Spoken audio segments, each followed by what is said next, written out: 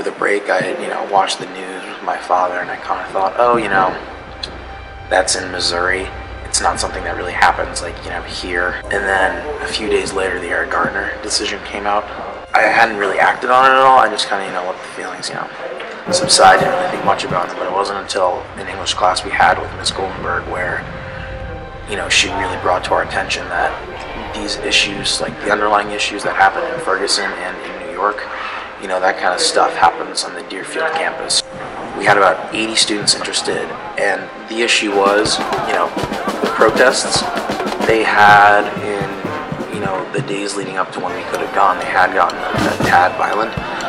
Granted, that happened out in California, but the risk was still there.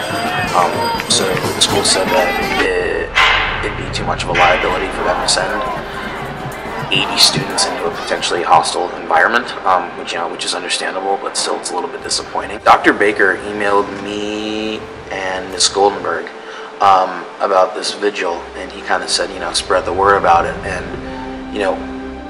when the school said we weren't able to go to New York or DC, I kind of thought, well, okay, we do have the vigil in Greenfield, so if we can't, go all the way there, we might as well just go to the next town over. Hopefully it'll be a little bit easier, and it'll be peaceful enough that the school wouldn't have an issue with us going there.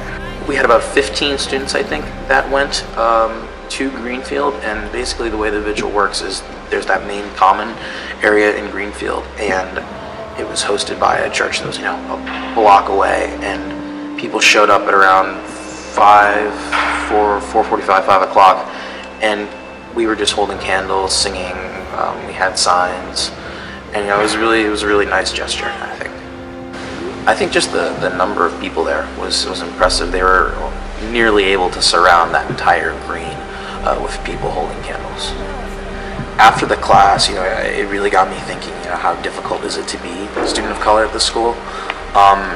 And when I went to Tarek, I asked him, how tough is it, being a black student here on campus? And he said, do you want the real answer, or do you want what I tell people?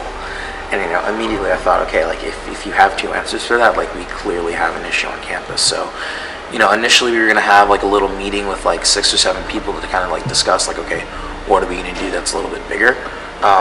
And then, that night Tarek and I were talking, and about 1:30 in the morning we thought, let's just have a big meeting. Invite everyone in the Greer. It's an open space. No teachers, so students feel safe to talk and stuff. And it ended up being a really big success. And it's really just kind of up to the students on this campus to have a shift in mentality and make everyone here feel welcome. No matter who they are.